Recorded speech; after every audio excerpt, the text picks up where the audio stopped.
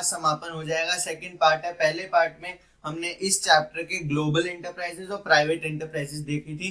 इस पार्ट में हम लोग पब्लिक एंटरप्राइजेस देखने वाले हैं और उसके बारे में आगे बात करेंगे। ऑलमोस्ट पब्लिक एंटरप्राइजेस तक ही टाइम पीरियड भी हमारा चलेगा, जो आधे घंटे का हमारी टाइम पीरियड है, और लगभग उतना ही हम एक वीडियो में कवर भी कर पाएंगे। तो चलो फटाफट से शुरू करते हैं। तो सबसे पहले पब्लिक एंटरप्राइजेस होती क्या है? ये वो एंटरप्राइजेस होती हैं, कंपनीज होती हैं, फर्म्स होती हैं, एंटिटीज होती हैं जो कि ओन्ड, मैनेज और कंट्रोल करी जाती हैं गवर्नमेंट के द्वारा। जिनको गवर्नमेंट ओन करे, मैनेज करे और कंट्रोल करे, ऐसी एंटरप्राइजेस को पब्लिक एंटरप्राइजेस कहा जाता है।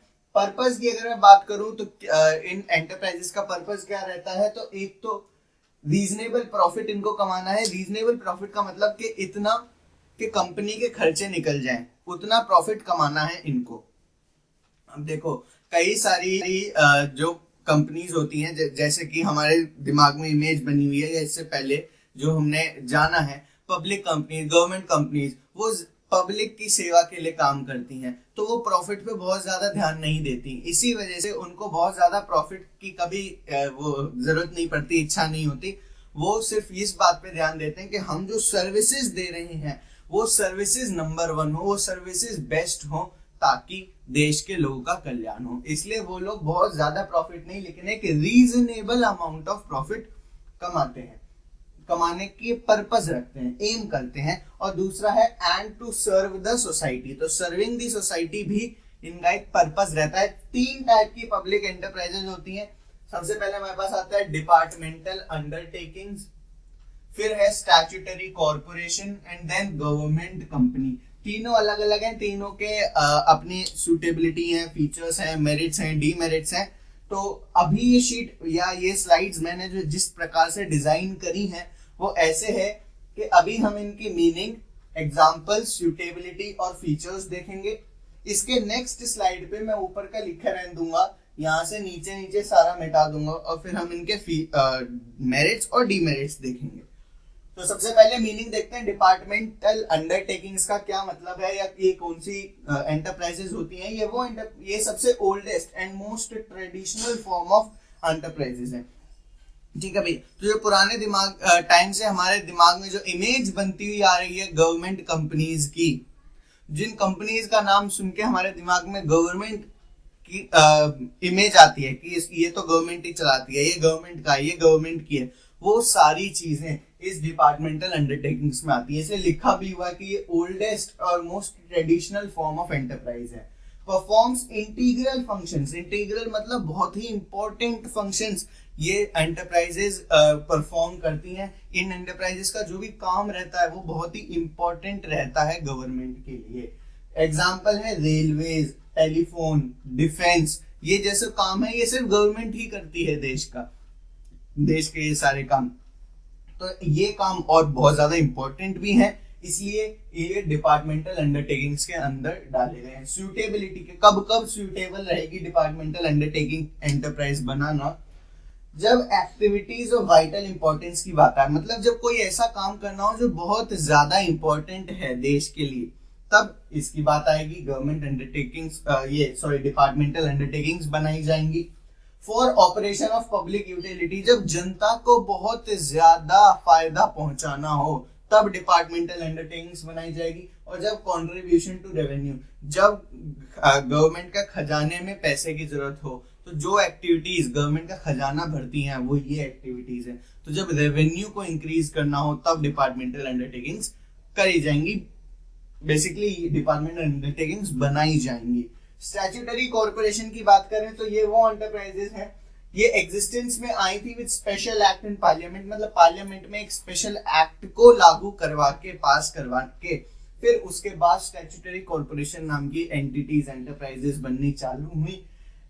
एक्ट डिफाइंस, अब ये जो एक्ट जो पार्लियामेंट में पास किया वो क्या डिफाइंस करता है, वो क्या बताता है? वो पावर्स बताता है, रूल्स बताता है, रेगुलेशंस बताता है और फंक्शंस बताता है इन स्टैट्यूटरी कॉर्पोरेशंस के। क्या क्या बताता है? पावर्स बताता है, रूल्स बताता है, रेगुलेशंस बताता है और फंक्शंस बताता है स्टैट्यूटरी कॉर्पोरेशन के। इसकी सूटेबिलिटी देखें तो ये वहां पे सबसे ज्यादा स्टैट्यूटरी कॉर्पोरेशन फायदेमंद रहेगी जब हाई कैपिटल इन्वॉल्वमेंट रहे, जब रिक्वायर्स ह्यूज कैपिटल, जब ह्यूज कैपिटल की जरूरत पड़े जिस एंटरप्राइज में, जिस बिजनेस में, और गवर्नमेंट का भी हाथ उसमें होना जरूरी है, गवर्नमेंट की ओनरशिप होनी जरूरी है, तो वहां पे हम स्टैट्यूटरी कॉर्पोरेशन बनाने की सोचेंगे। Enterprise has to be run on business line, जब एंटरप्राइज को बिजनेस की लाइन पे, मतलब बिजनेस की पटरियों पे दौड़ाना हो, मतलब उसको बिल्कुल बिजनेस की तरह चलाना हो, तब ये बहुत ज्यादा सूटेबल रहती है। पब्लिक इंटरेस्ट, अब बिजनेस की लाइन पे चला रहे हैं, इसका मतलब ये नहीं है कि हम पब्लिक के इंटरेस्ट को ध्यान ही नहीं देंगे, पब्लिक के इंटरेस्ट को भी व्यू में रखा जाएगा। फॉर एग्जाम्पल क्या, एयर इंडिया, एयर इंडिया का काम हम देखें तो प्लेन्स बनाने में, फ्यूल बनाने में बहुत, हमको पता है बहुत ज्यादा पैसे लगते हैं। प्लेन वगैरह की जैसी कंपनी, किंगफिशर जैसी, जो खैर बंद हो गई, कोई बात नहीं, स्पाइस जेट हो गया हमारा, और भी बहुत सारी कंपनीज हैं, जेट एयरवेज हो गया, ऐसी कंपनी चालू करने में बहुत ज्यादा पैसे लगते हैं, तो वहां पे ये सुटेबल है। आरबीआई की बात करूं मैं, एलआईसी की बात करूं, जहां पे गवर्नमेंट का ये मोटिव रहता है, या जहां पे पब्लिक सर्विस बहुत ज्यादा मायने रखते हो, वहां पे काम आएगी। अब एलआईसी क्या, इंश्योरेंस बेचता है ना, अगर, और सबसे ज्यादा ट्रस्ट भी लोग इसी पे करते हैं क्योंकि ये गवर्नमेंट की है, सही बात है कि नहीं। अब मेरे को बताओ, गवर्नमेंट अगर कोई कंपनी चालू कर रही है ऐसी इंश्योरेंस जैसी, और वो लोगों को सर्विस ना दे अच्छी, अपने प्रॉफिट पे ध्यान दे, तो क्या ऐसे चल सकता है? नहीं, लोग बाग पे विश्वास किस पे करेंगे? इसलिए ऐसी कंपनी जिनका काम ही है लोगों की सेवा करना, आरबीआई उसका काम है कि ये चेक करता रहे कि भाई देश के लोगों के साथ कोई गलत नहीं हो रहा, कोई बैंक घपला करके ना भाग जाए। जैसे अभी इतने सारे नीरव मोदी, विजय माल्या, ये सारे स्कैम्स होते हैं, इन स्कैम को रोकने के लिए आरबीआई सारे एक्शंस लेती है। तो जहाँ पे देशवासियों का काम बहुत ज्यादा इंटरेस्ट को ध्यान में रखना पड़े, जहाँ पैसा बहुत ज्यादा लगे, वहां हम स्टैट्यूटरी कॉर्पोरेशन की बात करेंगे।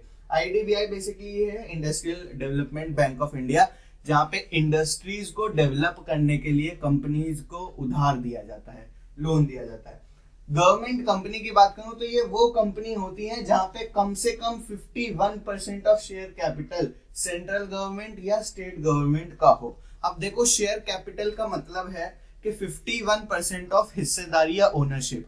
12th में आओगे तो अकाउंट्स में भी इस चीज को बहुत डिटेल में पढ़ोगे, शेयर कैपिटल कैसा होता है, उसकी अकाउंटिंग भी करोगे। लेकिन अभी के मतलब ये है कि अगर फॉर सपोज कंपनी के 2 मालिक हैं तो दोनों में 50-50% के मालिक हुए बराबर, 4 मालिक हैं तो सब 25-25% के हुए, 5 मालिक हैं तो सब 20-20% के हुए। ऐसे करके कंपनी के जितने भी मालिक हो उससे फर्क नहीं पड़ता, लेकिन टोटल कम से कम 51%, टोटल में कम से कम 51% का मालिक गवर्नमेंट होनी चाहिए, बाकी के 49% का मालिक कोई भी हो सकता है।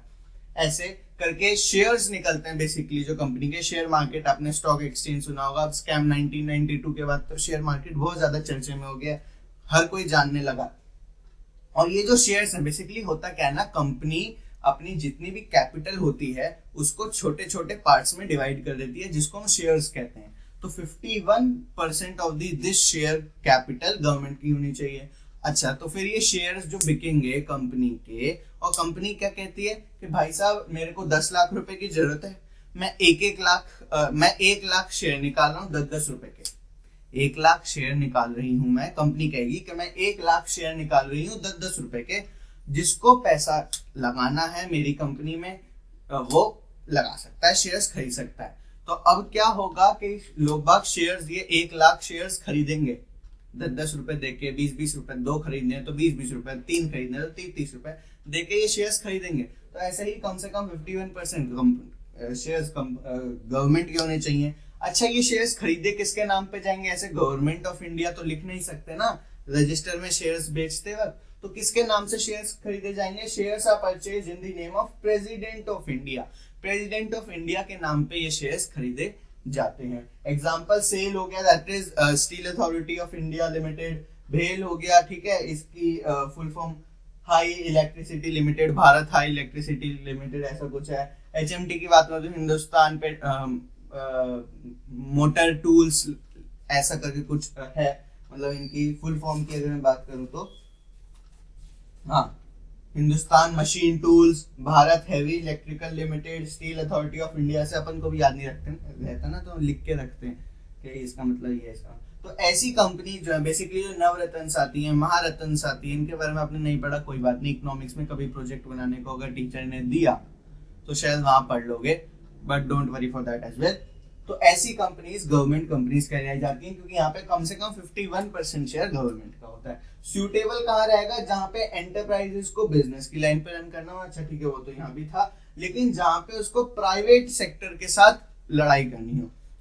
अब प्राइवेट सेक्टर के साथ लड़ाई करने का मतलब है, प्राइवेट सेक्टर एंटरप्राइजेस हमने पिछले लेक्चर में किए थे, प्राइवेट सेक्टर के साथ लड़ाई करने का मतलब है कि आपको अपना बिजनेस हर टर्म्स में नंबर 1 रखना पड़ेगा, तभी आप कंपटीशन, बेसिकली आप कंपटीशन में कब उतरते हो, जब आप बिल्कुल परफेक्ट हो जाते हो, है ना। तो अगर कोई ये कंपनीज कंपटीशन में उतर रही हैं प्राइवेट सेक्टर के साथ, तो मतलब इनको परफेक्ट होना पड़ेगा in all respect.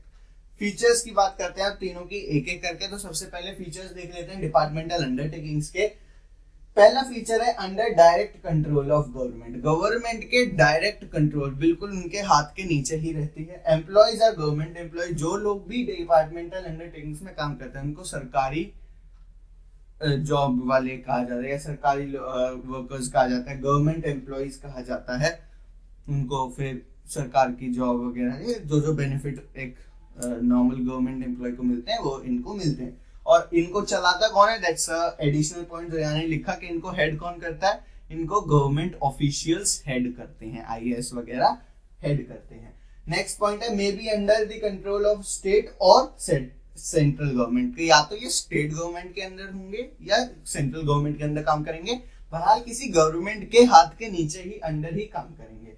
Funded from government treasure, कोई भी पैसे की रिक्वायरमेंट इन लोग को होती है, डिपार्टमेंट अंडरटेकिंग्स को होती है, तो वो गवर्नमेंट के खजाने में से पैसा जाता है, जितना भी पैसा ये लोग कमाते हैं वो गवर्नमेंट के खजाने में ही वापस लाके जमा कर दिया जाता है। अकाउंटेबल टू मिनिस्ट्री, क्योंकि मिनिस्ट्री ही ध्यान रखती है, मिनिस्ट्री मतलब कौन, बेसिकली गवर्नमेंट, तो जो मिनिस्ट्री ही ध्यान रखती है इनका, मिनिस्ट्री का ही रिस्पॉन्सिबिलिटी होती है इनको चलाने की, इसलिए ये जो भी काम करेंगे उसका उत्तर मिनिस्ट्री को देना पड़ेगा। कोई गलत काम ये करेंगे तो उसका भी जवाब इनको मिनिस्ट्री को देना पड़ेगा, अच्छा करेंगे तो उसकी भी तारीफें मिनिस्ट्री से लेंगे। स्टैट्यूटरी कॉर्पोरेशन की फीचर्स की बात करें तो इसके एम्प्लॉयज को हम गवर्नमेंट एम्प्लॉयज नहीं कहते हैं। बोर्ड ऑफ डायरेक्टर्स, इसके बारे में हमने बात किया था कि भाई साहब जो मेंबर्स जो कंपनी चलाते हैं, जॉइंट स्टॉक कंपनी के टाइम पे मैंने बात करी थी इन चैप्टर नंबर 2 के जो लोग मिलके गवर्नमेंट मतलब गवर्नमेंट छोड़ो कोई भी कंपनी चलाते हैं उसको बोर्ड ऑफ मेंबर्स कहते हैं। तो यहाँ पे जो बोर्ड ऑफ डायरेक्टर्स है या बोर्ड ऑफ मेंबर्स हैं उनको गवर्नमेंट नॉमिनेट करती है, मतलब गवर्नमेंट उन लोगों को चुनती है कि कौन कंपनी चलाएंगे। हैज इंडिपेंडेंट फाइनेंशियल स्ट्रक्चर, मतलब इनका गवर्नमेंट के खजाने से कोई लेना देना नहीं होता है, खुद ही, क्योंकि रीजनेबल प्रॉफिट वैसे भी कमा ही रहे ना, कहाँ गए था ये रीजनेबल प्रॉफिट वैसे ही कमा रहे हैं, बिजनेस की लाइन पे दौड़ना इन्हें तो जो प्रॉफिट आ रहा है उससे खर्चे करो, उससे ही सारा कुछ करो, तो इनका गवर्नमेंट से कोई लेना देना नहीं होता। नेक्स्ट है profit motive is not main consideration but services, पैसा कमाना इनका मेन कंसिडरेशन नहीं है, सेकेंडरी कंसिडरेशन है, बस रीजनेबल प्रॉफिट कमाना है, बहुत ज्यादा प्रॉफिट नहीं कमाना, लेकिन इनका जो सबसे पहला मोटिव है वो है सर्विस, कि हम जो भी काम कर रहे हैं उसको एकदम बेस्ट करें। गवर्नमेंट कंपनी के फीचर्स की बात करूं तो सबसे पहले तो कि ये इंडियन कंपनीज एक्ट 1956 के अंदर बना है, किसी भी कॉन्ट्रैक्ट में गवर्नमेंट कंपनी घुस सकती है और अपने नाम से प्रॉपर्टी भी एक्वायर कर सकती है। फीचर्स हमने पढ़े थे जॉइंट स्टॉक कंपनी के, उसमें एक था ना सेपरेट लीगल एंटिटी, क्योंकि देखो यार प्राइवेट सेक्टर के साथ लड़ाई कर रही है, प्राइवेट सेक्टर का brand ambassador joint stock company होती है, मैं बता रहा हूँ, ठीक है, नहीं पता था तो सुन लो, प्राइवेट सेक्टर का brand ambassador joint stock company होती है। तो जॉइंट स्टॉक कंपनी के काफी फीचर इस गवर्नमेंट कंपनी में मिलेंगे। तो जैसे सेपरेट लीगल एंटिटी होती है जॉइंट स्टॉक कंपनी की, ऐसी इसकी भी सेपरेट लीगल एंटिटी होती है और ये अपने नाम में प्रॉपर्टी खरीद भी सकती है। Exempt from accounting and auditing rules and regulation, बहुत ज्यादा अकाउंटिंग के ऑडिटिंग के रूल्स वगैरह इनको फॉलो नहीं करने पड़ते। ये बेसिकली ये स्टेप इसलिए लिया गया ताकि government company form of organisation को प्रमोट किया जा सके। तो ये मीनिंग, फीचर्स और सूटेबिलिटी हमने देखा इन तीनों टाइप्स ऑफ पब्लिक सेक्टर या पब्लिक एंटरप्राइजेस की। फटाफट इसको लिखो, फिर हम मेरिट्स और डीमेरिट्स को करेंगे, फिर जल्दी जल्दी से चैप्टर खत्म करेंगे, ज्यादा नहीं लंबा चलाएंगे, फालतू में नहीं खींचेंगे। चलो तो लिखो फटाफट। अगली स्लाइड में आगे बढ़ के हमको मिले हैं मेरिट्स और डीमेरिट्स इन तीनों पब्लिक एंटरप्राइजेस के एंटिटीज के। तो डिपार्टमेंटल अंडरटेकिंग्स का सबसे पहला मेरिट है facilitate parliament to exercise effective control. देखो, क्योंकि ये डायरेक्ट पार्लियामेंट के या मिनिस्ट्री के कंट्रोल के अंदर रहता है, इसलिए ये पार्लियामेंट को एक फैसिलिटी देता है, मतलब उसको एक मैं कैसे बताऊं, उसको एक ऑप्शन देता है, उसको उसका काम आसान कर देता है किस चीज में, कंट्रोल अपना इसके ऊपर स्टैब्लिश करने में। तो पार्लियामेंट एक बहुत ही इफेक्टिव कंट्रोल, एक बहुत ही कंसिडरेबल कंट्रोल एक्सरसाइज कर पाती है पब्लिक एंटरप्राइज वाले डिपार्टमेंटल अंडरटेकिंग्स के ऊपर। नेक्स्ट पॉइंट है high degree of public accountability. क्योंकि ये डायरेक्टली गवर्नमेंट ही काम कर रही है, government is what is the representative of the people, तो ये नॉर्मल पब्लिक को भी बहुत ज्यादा अकाउंटेबल रहता है। अगर ये कोई काम गलत करती है तो जनता एकदम सवाल पूछने लग जाती है, मीडिया एकदम सवाल पूछने लग जाती है कि ऐसा आखिर हुआ तो हुआ क्यों। इसलिए पब्लिक के लिए भी बहुत अच्छी अकाउंटेबिलिटी रहती है। Source of income is for government. Government की एक सोर्स ऑफ इनकम है, क्योंकि पिछले स्लाइड में हमने देखा था कि जो भी पैसा यहां से आता है वो गवर्नमेंट के ट्रेजर में, खजाने में जाता है, इसलिए गवर्नमेंट के लिए एक अच्छा सोर्स ऑफ इनकम रहता है। और most suitable for national security. National security जहां भी आती है, देश की रक्षा की बात, सुरक्षा की बात जहां पे भी आती है, वहां पे डिपार्टमेंटल अंडरटेकिंग मोस्ट सुटेबल रहता है, सबसे बेस्ट रहता है।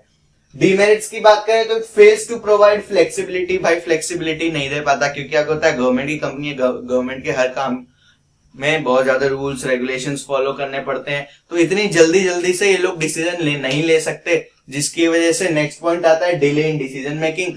डिसीजन लेने में दिक्कत होगी, लेट होएगा डिसीजन, तो आप वैसे भी बहुत ज्यादा ऐसे रिजिड हो जाओगे। अगर आप आसानी से हाथ नहीं हिला पा रहे तो आप ऐसे क्या कड़क हो जाते हो ना, ऐसे जम से जाते हो।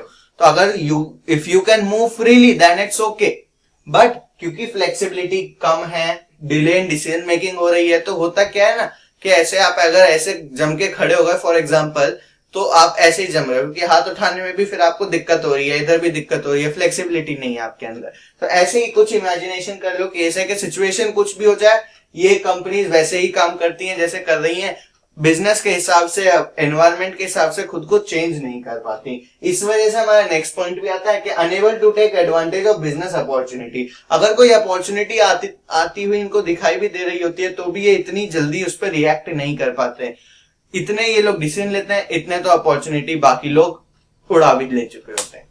Lot of political interference. अच्छा भाई, गवर्नमेंट की कंपनी है, गवर्नमेंट पब्लिक एंटरप्राइज है, तो ऐसा तो हो नहीं सकता कि पॉलिटिकल इंटरफेरेंस ना हो, मतलब पॉलिटिकल समझ तो गए ना, इंटरफेरेंस का मतलब पॉलिटिक्स इसमें ना चलती हो, जान पहचान ना चलती हो, तो ऐसा तो हो नहीं सकता। तो वो सारे केसेस इसमें भी होते हैं। स्टैट्यूटरी कॉर्पोरेशन के मेरिट्स की बात करें तो सबसे पहले free from undesirable government regulations, क्योंकि हमने बात करी बिजनेस की लाइन पे इसको चलना है और सर्विस इसको मोटिव है, तो ज्यादा गवर्नमेंट की रेगुलेशंस इस पे लगती नहीं है। Government do not interfere, government ज्यादा इसमें इंटरफेयर भी नहीं करती है, बार बार उंगली भी नहीं करती है। Free from red tapism and bureaucracy.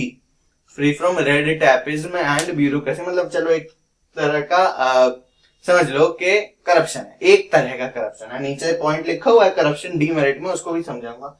And then protect public interest, और पब्लिक इंटरेस्ट को मिलाने के लिए, पब्लिक इंटरेस्ट को बचाने के लिए इसका स्टैट्यूटरी कॉर्पोरेशन बहुत काम करती है। लेकिन क्या असली में ऐसा हो पाता है? इतनी अच्छाई एक गवर्नमेंट की एंटरप्राइज में ऐसा देखने को मिलता है? जी नहीं ना, ऐसा तो हो ही नहीं सकता। ये सारी तो किताबी बातें हैं, असली में क्या होता है वो तो हम सबको पता है। तो असली में वही होता है जो इसके डीमेरिट्स में लिखा है कि बहुत ज्यादा फ्लेक्सिबिलिटी है नहीं, और not free from rules and regulation, not much flexibility, not free from rules and regulation.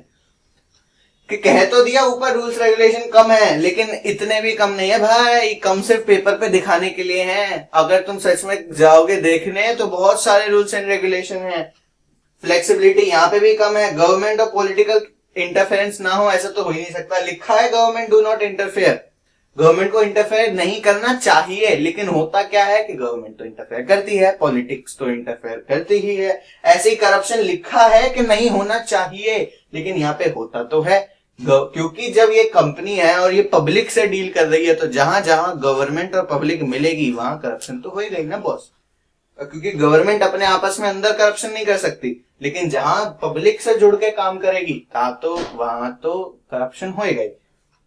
Next है अनडिजायरेबल प्रैक्टिसेस। कैसे? क्योंकि जो बोर्ड ऑफ डायरेक्टर्स किसने चुने थे? गवर्नमेंट ने चुने थे, तो वहां पे भी तो पॉलिटिक्स चली होगी ना। और जब वो बोर्ड ऑफ डायरेक्टर चुन के आएंगे तो हो सकता है वो भी अपनी पावर्स का गलत इस्तेमाल करें और अनडिजायरेबल प्रैक्टिसेस करें, तो वो भी पूरा केसेस है, क्यों नहीं हो सकते? बिल्कुल हो सकते हैं। तो ये डीमेरिट्स है। गवर्नमेंट कंपनी की बात करें तो इसका मेरिट ये है कि इजी एस्टेब्लिशमेंट है, क्योंकि एक नए मतलब एक्ट के द्वारा है। पूरी एक्ट कौन सा एक्ट है हमारा? इंडियन कंपनीज एक्ट 1956 के द्वारा ये एस्टेब्लिश्ड है, तो इसकी बनाने में कहीं ना कहीं आसानी रहती है।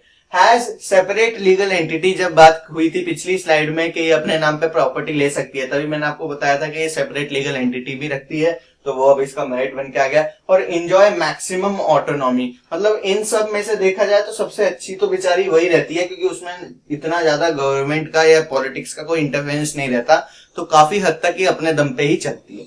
डीमेरिट्स की बात करूं तो डीमेरिट्स ज्यादा नहीं है, केवल मोटा मोटा देखो फर्स्ट और थर्ड पॉइंट में यही है क्योंकि गवर्नमेंट मेजर शेयर होल्डर है, तो जितने भी बातें किताबों में लिखी हैं, ये एक्ट वगैरह में लिखी हैं, जो भी प्रोविजंस बनाए गए हैं, वो इतना ज्यादा कोई मानता नहीं, क्योंकि प्रोविजन किसने बनाया? गवर्नमेंट ने। और उनको तोड़ भी कौन सकता है? गवर्नमेंट ही तोड़ दी है, और कौन तोड़ रहा है?